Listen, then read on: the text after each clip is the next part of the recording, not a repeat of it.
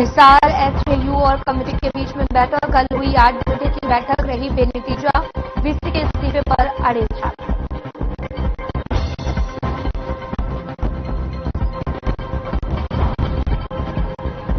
फरीदाबाद में गला घोटकर ससुर ने की थी बहू की हत्या। पुलिस की पूछताछ में कबूला गुनाह। पहले से ही घर के सामने खोदे गए गड्ढे में किया दफन।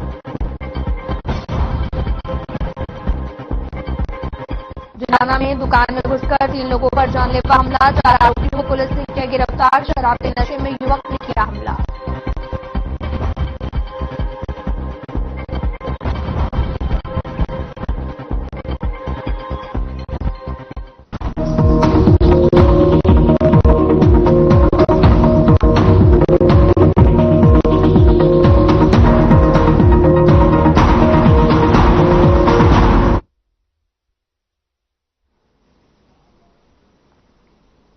नमस्कार, मैं हूं आपके साथ अंकिता पाल। बुलेटिन की शुरुआत करते हैं। हिसार के चौधरी चरण सिंह हरियाणा कृषि विश्वविद्यालय के छात्रों की हड़ताल जारी है, जिसको लेकर छात्रों की कमेटी और मंत्रियों की कमेटी के साथ में लगभग 8 घंटे हिसार के डीसी कार्यालय के प्रशासनिक भवन में बैठक हुई है और इस दौरान मंत्रियों ने छात्राओं की समस्याओं को सुना। छात्रों की कमेटी ने भी अपनी 8 मांगे रखी थी। बैठक के बाद एक बार फिर से रविवार को बैठक करने का फैसला जो है वो लिया गया है।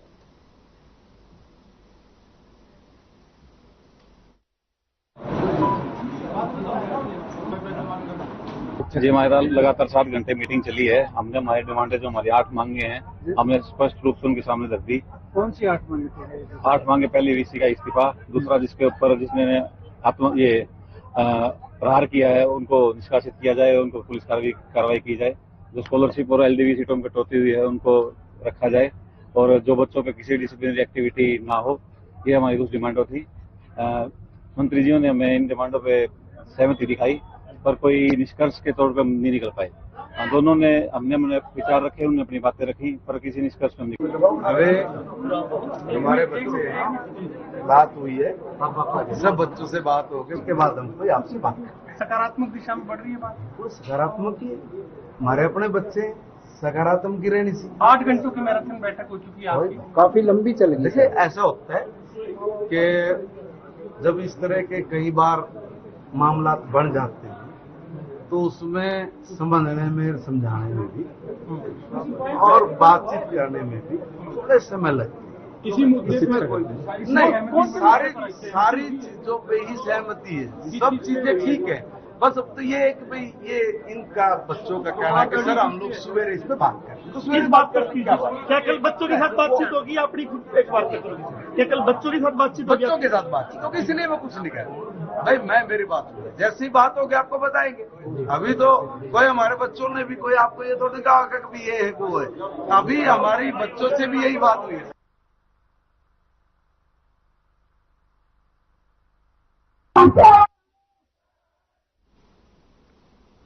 हिसार में अंतर्राष्ट्रीय नशा निषेध दिवस के मौके पर नशा मुक्त पदयात्रा 26 जून को निकाली जाएगी, जिसमें सैकड़ों युवा लोगों को जागरूक करने का काम करेंगे। पदयात्रा का उद्देश्य युवाओं को नशे से बचाकर उन्हें जागरूक कर खेलों की ओर ले जाना है। ट्रस्ट 5 साल से देश भर में युवाओं को नशे के खिलाफ जागरूक करने का काम कर रही है। पदयात्रा निकालकर युवाओं को नशे से दूर रहने का प्रण भी लिया जाएगा। नशे के खिलाफ आवाज उठाने की शुरुआत घर से करेंगे तो धीरे धीरे प्रदेश और देश भर में इस आवाज को बुलंद किया जाएगा और अगले 4 से 5 महीने में पूरे हिसार को कवर किया जाएगा, जिससे स्कूल, कॉलेज, यूनिवर्सिटीज और साथ ही स्पोर्ट्स एकेडमी, एजुकेशन इंस्टीट्यूट, गांव, हर जगह पर नशे के खिलाफ प्रोग्राम रखे जाएंगे।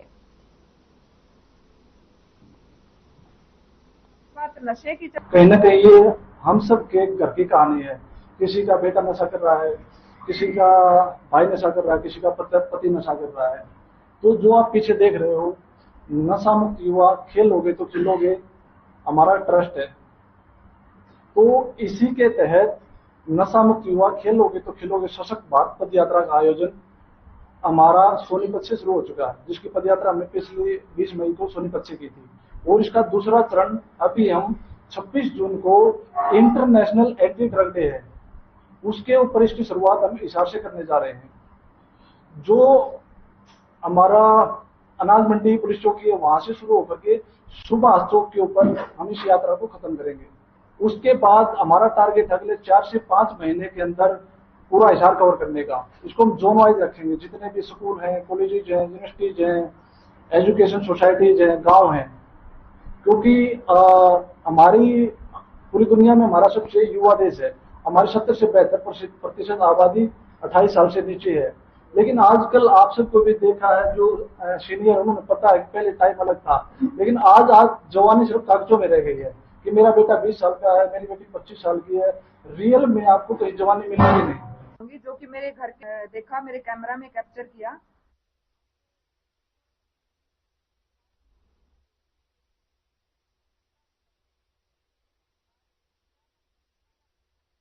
ये किसी एक पर्टिकुलर बंदे का काम नहीं है, ये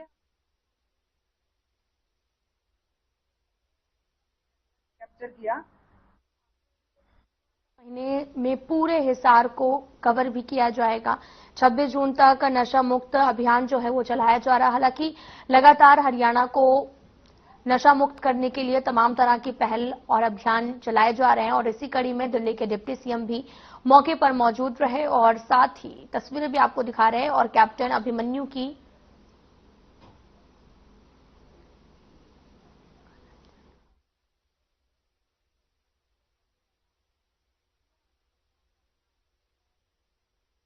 रही हैं और साथ ही एक प्रेस कॉन्फ्रेंस की गई और इसकी पूरी जानकारी साझा की गई है। नशा मुक्त करने के लिए तमाम तरह की जानकारियां दी जा रही हैं।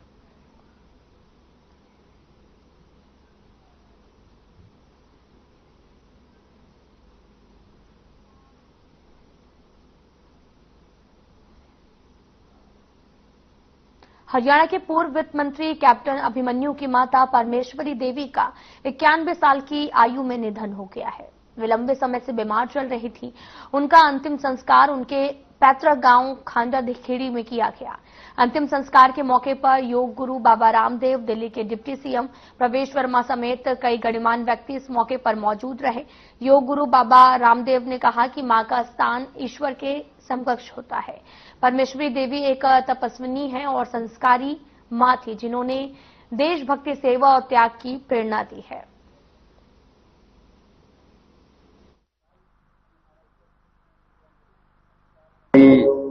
बहुत ही अच्छी आदरणीय भाभी जी थी। इन्होंने अपना जीवन बड़ा ही सादगी से व्यतीत किया और इनके 6 पुत्र 3 पुत्रियां हैं। सभी को इन्होंने बड़ा अच्छे संस्कार, बड़ी अच्छी शिक्षा और घर के कार्यों में भी काफी इनका अच्छा योगदान रहा। खेती बाड़ी में लोगों के साथ मिलना, गांव में, परिवार में, रिश्तेदारों में बहुत ही अच्छा स्वभाव था। सभी के साथ मिलना जुलना और इतना है, उनकी हमेशा याद आएगी, हमें कमी खलेगी। हर बार सुने हुई आज इनका हमारे बीच से जाना एक बहुत बड़ी क्षति है। परंतु परिवार में जो संस्कार, जो विचार, जो सोच, जो आर्य समाज की पद्धति और हर वर्ग के लोगों की मदद करना, ये माता जी के संस्कार अवश्य लंबे समय तक परिवार को आगे बढ़ाने का काम करेंगे। उनकी क्षति प्रति लंबे समय तक नहीं हो पाएगी। परंतु चौधरी मित्र सेन जी को, मित्र सेन बनाने में भी उनका एक बहुत बड़ा महत्वपूर्ण योगदान और परिवार को इस प्रकार से आगे बढ़ाना और परिवार के सोच और विचार को पूरे देश तक पहुंचाना, ये अवश्य ऐसी माता के द्वारा ही। मित्र सेन जी जो इस इलाके के विशेष अति विशिष्ट व्यक्तित्व था उनका परिवार एक बहुत बड़ा परिवार, उस परिवार से परम पूजनीय माता परमेश्वरी देवी जी का परमपिता परमात्मा की गोद में चले जाना निसंदेह परिवार के लिए बहुत दुखदायी है, क्योंकि ऐसी मां जिसने पूरे परिवार को एक सूत्र में पिरो कर रखा। आज ऐसे बहुत कम उदाहरण ऐसे मिलते हैं कि जहां इतना बड़ा परिवार, संगठित परिवार हो, एक सूत्र में पिरोया हुआ हो। ये सब मैं समझता हूं कि एक आदर्श परिवार की निशानी है और ये सब माँ बाप के संस्कारों से ही संभव हो सकता है। दिवंगत माता श्रद्धामयी परमेश्वरी जी, उनका पूरा जीवन वेद धर्म सनातन धर्म के अनुकूल रहा और 4-4 पीढ़ियों को उन्होंने वैदिक आध्यात्मिक हिंदू सनातन संस्कारों से सींचा। उनका जीवन, उनका आचरण और एक माँ को, एक नानी को, एक दादी को किस तरह से अपने स्वधर्म का, अपने पवित्र गृहस्थ धर्म का आचरण करना चाहिए, वह करते हुए जीवन की पूर्णता को प्राप्त किया और जिनके साथ रक्त संबंध थे उन संबंधों को भी निभाया और हमारे गुरुकुलों के सैकड़ों आचार्य, सैकड़ों विद्यार्थी, बालक बालिकाएं उनको मातृवत पितृवत पोषण किया है। आप चारों तरफ नजर मारोगे तो इससे अंदाजा आ जाता है कि समाज, आम आदमी कितना दुखी है। सबको पता है कि जो आया वो जाएगा, परंतु कुछ महान आत्माएं ऐसी होती हैं और आज के दिन में सामाजिक संस्कार होना सबसे जरूरी है। मैं नहीं मानता कि इससे बढ़िया ज्यादा संस्कार किसी और ने दिए हों, और हमेशा संस्कार भी परिवार में माँ ही देती है और इनके द्वारा दिया गया संस्कार आज देखो कितनी चारों तरफ फैल जाएगा। ठीक है, केवल आर्य समाज की बात नहीं, टोटली आप परिवारों पर नजर मारोगे तो इन्हीं के संस्कार की वजह से ये परिवार चारों तरफ से वही सामाजिक कार्यों में लगा हुआ है। देखिए, बताया जा रहा है कि अनपढ़ थी लेकिन इन्होंने शिक्षा का बहुत प्रसार। ऐसा है, जो आदमी जहाँ से निकलता है उसी को पता होता है कि किस चीज की आवश्यकता है। जो बड़े परिवार में पैदा हो जरूरी नहीं होगा उसको कठिनाइयों का पता हो। आज स्वर्गवास हुआ है, वो प्रभु के चरणों में आज गए और इसका नुकसान सभी को हुआ है, मैं ये कहूँगा। और बड़े ही आध्यात्मिक और बड़े ही उन्होंने अपने परिवार को और अपने बच्चों को अच्छे संस्कार दिए। कैप्टन साहब हैं और सभी भाइयों को, सभी बेटों बेटियों को, और उनके दिव्य संस्कारों से ही उन्हीं के अनुरूप काम पूरा परिवार कर रहा है। और आज आप देख रहे हैं कि तमाम लोग उन्हें श्रद्धांजलि देने के लिए यहाँ पहुंचे हैं। और मैं तो ये कहूँगा कि पूरा परिवार जहाँ उनके मार्गदर्शन में चल रहा है वही हम लोगों को भी सीखना चाहिए, क्योंकि हम लोग कहीं ना कहीं अपने बुजुर्गों के बताए हुए रास्ते पर चलेंगे तभी हम लोग कामयाब होंगे। आज देख रहे हैं कि तमाम सभी लोग कहीं ना कहीं किसी व्यक्ति की आंख में आंसू आ रहे हैं और तमाम लोग चाहते हैं कि हम श्रद्धांजलि रूप में कोई फूल पुष्प उनके चरणों में दें, ताकि वो भी, क्योंकि ऐसी पवित्र आत्माएं धरती पर बहुत कम आती।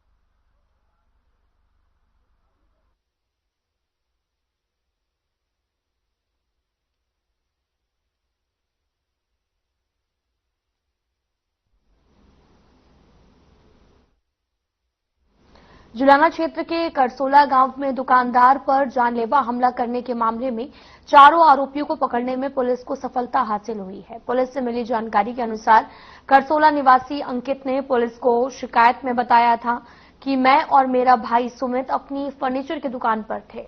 उसी समय गांव का एक युवक अंकित शराब के नशे में वहां पर आया और गाली गलौज करने लगा। जब सुमित ने उसे गाली गलौज करने से रोका तो वहां से वो गुस्से में होकर चला गया। लगभग 15 से 20 मिनट बाद में अंकित अपने साथी मनोज, अमन और अन्य के साथ में वहां पर पहुंचा और आते ही दुकान से लकड़ी का फट्टा और बसूला उठाकर अमन और मनोज ने मेरे सिर पर, हाथों पर, पैरों पर चोटें मारी हैं।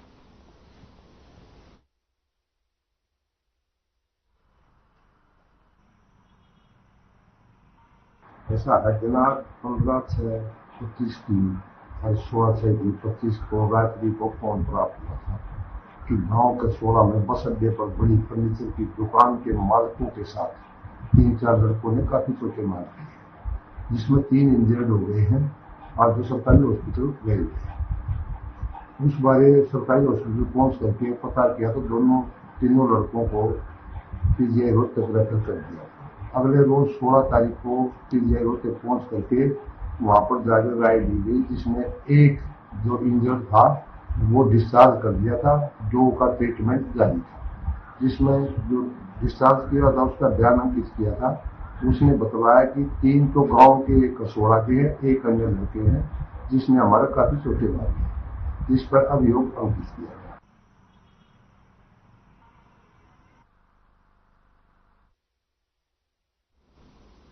घर के सामने 10 फीट गहरे गड्ढे में विवाहिता की हत्या कर दफनाने के मामले में पुलिस ने ससुर भूप सिंह को गिरफ्तार किया है। पूछताछ में ससुर ने गला घोंटकर बहू की हत्या करने के बाद कबूल की है।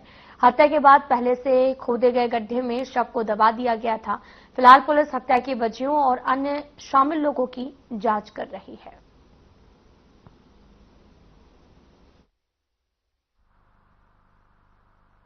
तन्नू और अरुण की शादी, तन्नू जो थी, तन्नू डॉटर ऑफ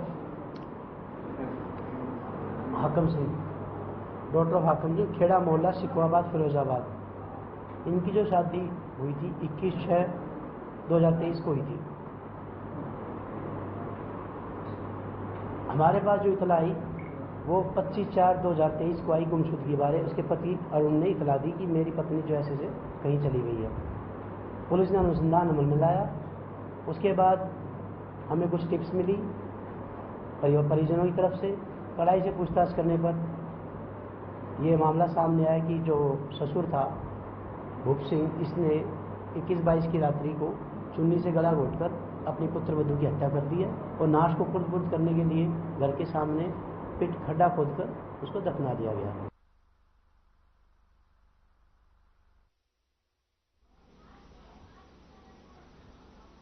हरियाणा सरकार ने गठित कमेटी का दोबारा से गठन किया है, जिस कमेटी के चेयरमैन आईएएस सुधीर राजपाल बनाए गए हैं। साथ ही आईएएस डॉक्टर सुमिता मिश्रा और साथ ही आनंद मोहन शरण को सदस्य बनाया गया। इस कमेटी को रिटायर्ड कर्मचारियों को फिर से नौकरी में रखने के मामले के लिए बनाया गया है और उनके लिए सिफारिश भी की गई है।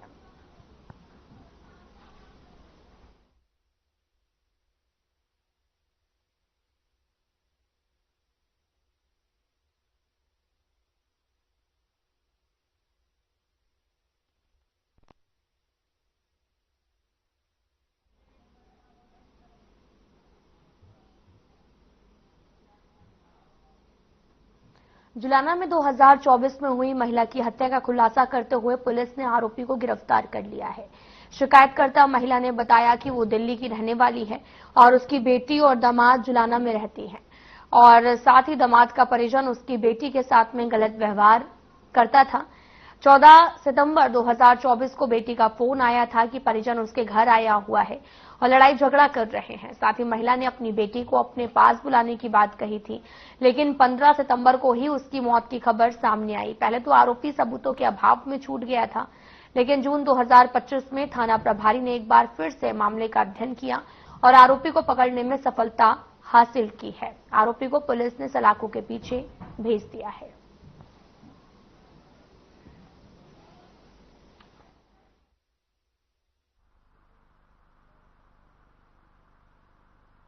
ऐसा है, दिनांक 15/9/24 को आरती की मृत्यु हो गई थी। उसकी सूचना पाकर के उसके परिवार जन मौके पाए थे।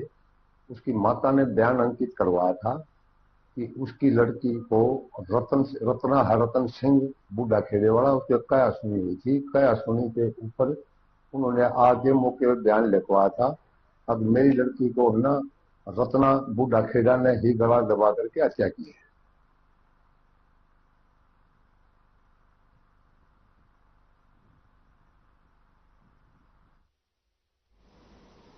फरीदाबाद पुलिस ने एक शातिर ठग को गिरफ्तार करने में सफलता हासिल की है। आरोपी ने घर में दबाए हुए दबकर, आपको बताते चले कि 100 करोड़ के खजाने का झांसा देकर करीब 40 लाख रुपए की ठगी को अंजाम दिया है।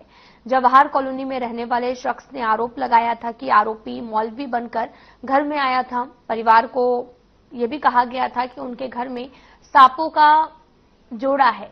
घर की जमीन के अंदर 100 करोड़ का सोना चांदी दबा हुआ है, जिसे निकालने के लिए 35 से 40 लाख रुपए का खर्चा आएगा। पीड़ित ने मौलवी की बातों में आकर उसे पैसे दे दिए थे, लेकिन जब पीड़ित को खुद को ठगा हुआ महसूस किया तो थाना सारण में इसकी शिकायत दर्ज कराई, जिस पर कार्रवाई करते हुए पुलिस ने आरोपी को बिहार से गिरफ्तार किया है। पुलिस ने फिलहाल आरोपी को पूछताछ के लिए 7 दिन के रिमांड पर लिया है।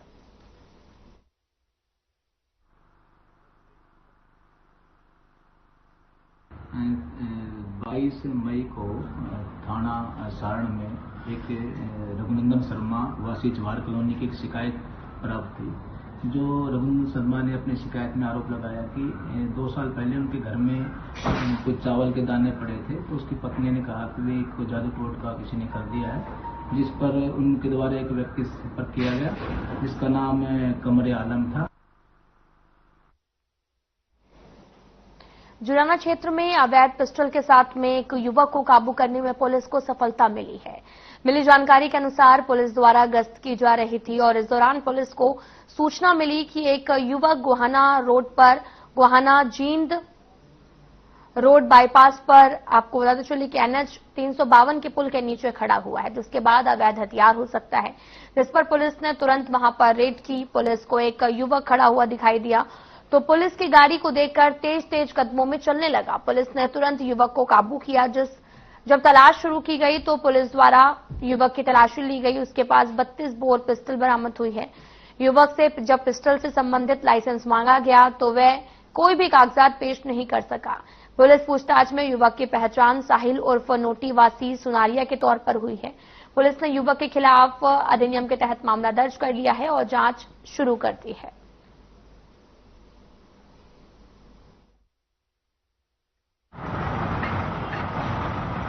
कल दिनांक 19/6 को अपना जींद रोड तक बाईपास पुल के नीचे साहिल नाम का लड़का था, जिसके पास एक 32 बोर का अवैध असला हमारे डिटेक्टिव स्टाफ ने रिकवर किया था। उसके बाद उसके साहिल के खिलाफ नियमानुसार मुकदमा दर्ज करके उसको गिरफ्तार किया गया और आज मान्य अदालत में उसको पेश किया गया।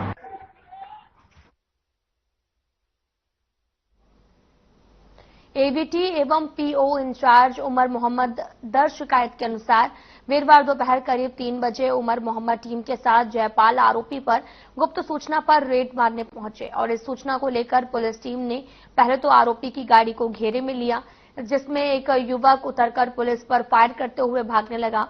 तो वहीं फायर की आवाज सुनकर जयपाल भी घर से बाहर निकल कर भागने लगे। भागने की फिराक में थे, जिसका पीछा उमर मोहम्मद में उनकी टीम ने करना शुरू किया। उसी मुठभेड़ के दौरान उनकी मौत हो गई है।